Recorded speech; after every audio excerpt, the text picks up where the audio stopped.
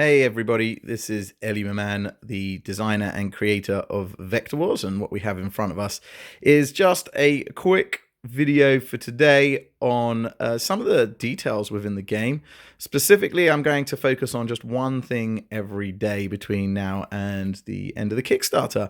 And I wanted to start by looking at the what would be one of the most basic, let's get that the right way around, one of the most basic sets, if you like, or the easiest set to start with, which is the blue team.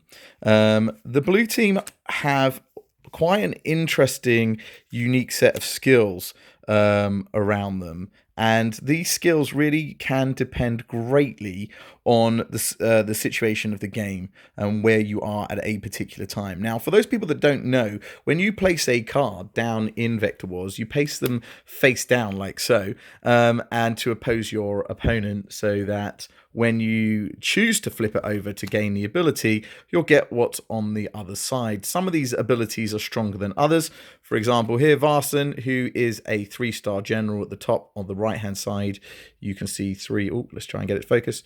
You can see 3 little dots. That indicates the strength of the character, and you can see he gains 2 free fortification upgrades.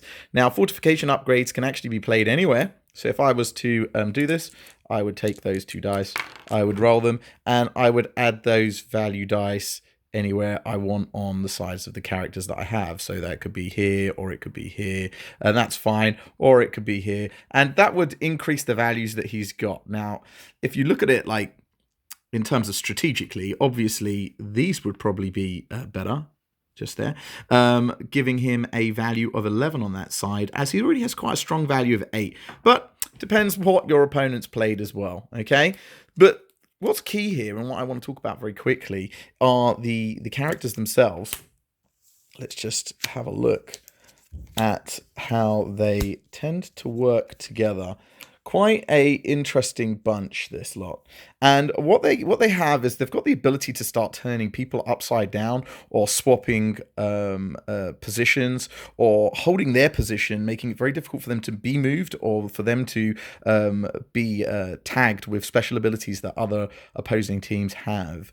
But I'm going to focus just specifically on one person, and that is the amazing Nona Tau.